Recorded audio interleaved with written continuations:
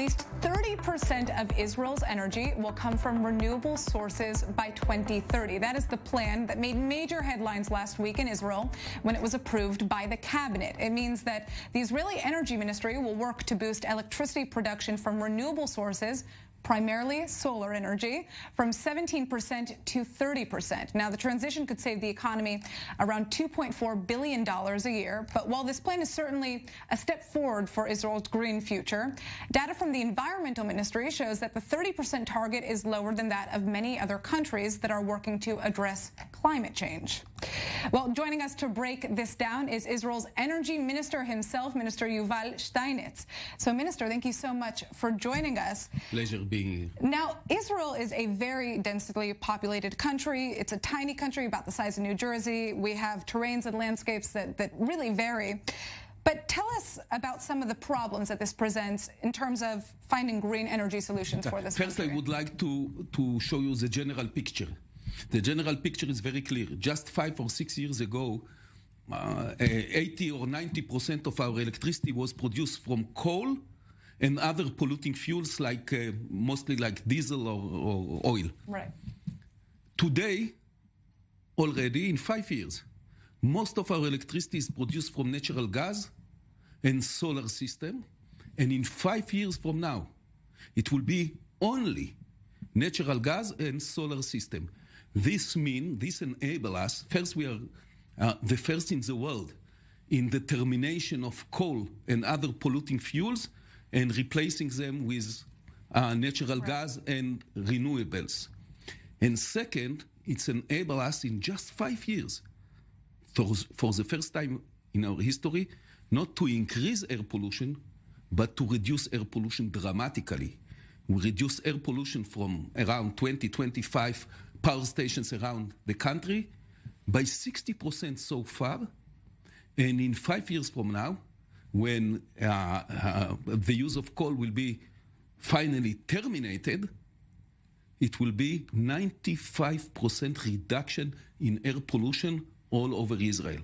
This is significant revolution in Israel history. I would like to show maybe some diagrams showing those data, because it's really a revolution in Israel energy history. The second thing that I want to emphasize is that we cannot compare ourselves to Albania or to Switzerland or Norway or even to Germany or United States about renewables, because actually in Israel it is misleading to speak about renewables. It's renewable, right, without the S, because the only renewable which is really relevant to Israel is solar energy. And in solar energy, in the last 5 years, in 2015, we produced less than 2% of our electricity from solar systems. Now, we are already first in Europe and second in the world in solar energy, according to the International Energy Association. We are second only to Honduras. We produce already more than 8% of our electricity from solar system. And the new target of 30% solar energy, I'm speaking not about renewables in plural, but in solar, right, will make us probably the first in the world. So we don't have hydroelectrics that produce electricity day and night, summer and winter. We almost have no wind, only a little bit at the Golan Heights, but it's insignificant. We have sun, a lot of sun. In solar energy, we are already second in the world. This is not enough. My goal is to make us number one in the world. Right. In 6-7 years from now, we intend to become number one in the world. So you mentioned a lot of the reasons why we are seeing this goal of 30% renewable energy, not energies, by 2030 for Israel. But what is your response to those who say that Israel should have a higher renewable energy target given other nations around the world? This is ridiculous. We cannot compare ourselves to Albania. In Albania, it's 99.5% renewables, because they have a lot of hydroelectrics. It's almost only hydroelectrics. In Israel, we have only solar system. 30% target mean that at 12 o'clock afternoon, we will produce more than 100% of our electricity from the sun when the sun rises. Unfortunately, the sun produce electricity or provide us the energy only 6 hours a day. That's the average. So we will make also a lot of electricity storage in order to extend it a little bit. But what shall you do in winter time when you have 2 weeks of cloudy days, no sun, no storage, because you can storage only for a few hours? So we have, what we have is really only solar system, no hydroelectric, almost no wind.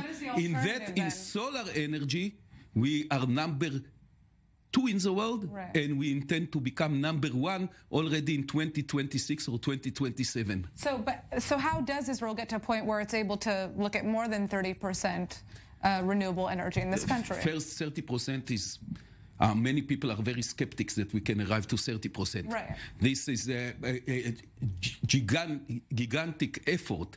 We will have to invest 80 billion shekels in solar system and electricity storage, and also in the transmission system in order to enable this to happen. Mm-hmm. This means actually that in the next 10 years, we shall do 250% more than we have done so far in renewables or in solar energy. We will do probably more than any other country in the world in additional solar system. This is really extremely ambitious. Mm-hmm. It took me a year and a half to examine that we can achieve this, although it's very challenging, and we can achieve this without harming our energy security. Now, I want to turn to a different issue here, and that is the traffic. It is fair to say that we have a very serious traffic issue in this country. Every hour seems to be peak hour if you get onto these roads. You have spoken about a plan to reduce private transport in cars by 30%, but in 2018 we actually saw private transport rise by 15%. Tell us about your ministry's plan to combat this issue and to get people out of their cars and onto buses and public transportation. No, that's mainly the business of the transportation ministry, but our aim is to enable more and more electric cars or hydrogen cars, both private cars, but with special emphasis on trucks and buses, in order to reduce pollution, also pollution from transportation. Right. So far, we dramatically reduced 60% by now, in just 5 years, air pollution from our power stations, but now other fields like transportation, agriculture, should join in. This is where I want to now turn to Lebanon, where there are some very exciting talks happening right now regarding resolving the issues with the maritime borders. Tell us about Israel's goals here. Is it to resolve the conflict, or is it to strictly make no concessions? No, we are coming with the only reason we decided to resume talks with our Lebanese neighbors is in order to try to resolve this tiny dispute. It's important for Israel. It's even critical to Lebanon. I want to tell you, we didn't wait for the Lebanese. We are already enjoying the development, the exploration and development of gas fields in the Mediterranean. Right. It's not just the reduction of air pollution in Israel, which I just described. Government revenues, billions of dollars already. Right. In the future, it's going to be tens of billions of dollars. Contribution to the entire economy, reduction of 20% in electricity prices in the last 6 years, mainly due to the cheaper gas. And we are even already exporting natural gas. 10 years ago, it would sound inconceivable. Right, we are exporting energy to Arab countries, to Jordan and Egypt already. Well, we're gonna get to that. And Lebanon have nothing. So resolving this problem is important for us, but it's really a must for Lebanon. Now, Hezbollah has given their approval to go ahead with negotiations. How can Israel prevent oil revenues from going to Hezbollah? Look, we cannot totally secure. And by the way, we don't want to see Lebanon collapse. Lebanon is on the verge of collapse. Actually, it's already collapsing because they have done many mistakes. One of the mistakes that instead of trying to come to compromise with Israel. Between the two lines, there is not much difference or distance between the lines that we deposited in 2010 in 2010 and the Lebanese deposit. It's just few kilometers distant. Instead of trying to resolve it and to develop their own, probably they have some oil and gas resources, they were trying to beat the Zionist enemy. So for 10 years they are beating the Zionist enemy and have got nothing. Well, now you're at the table. And we don't want to see Lebanon collapse, so we are ready to resolve this dispute. Do you think we're going to see talks on land borders now as a result of this? Could this pave the pathway there? Hopefully. Look, I don't know yet if we are going to resolve this problem because we came with a known dispute. For 10 years ago, Israel and Lebanon made their claims vis-a-vis the UN, and there is some distance. And suddenly, we were surprised. The Lebanese said, no, we were wrong 10 years ago. Now we want even more, beyond the disputed area. So this is, of course, this is a non-starter. This is a sheer provocation.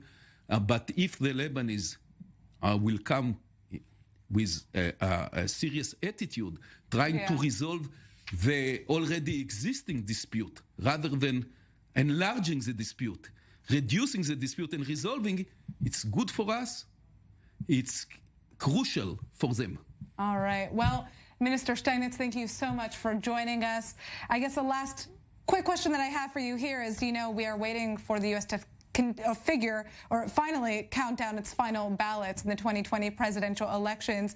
What is your take on the Democrats retaking control? Look, we are not interfering in American politics. We have enough politics in Israel. It's tough enough. It's difficult enough. We have good relations with both the Democratic and the Republican parties and people. Of course, with Trump, tremendous things were done with Trump, including his assistant on the peace agreements with the Emirates and Bahrain and Sudan, and the moving of the embassy to Jerusalem. This is significant. But Biden considers himself always. I met him first time when he was still a senator, 15 years ago, the chairman of the Foreign Relations Committee in the Senate. He was always considered himself as a good friend of Israel. We are not going to interfere in the elections. It's very sensitive. We will know to work with people from both sides, and with the results come what may.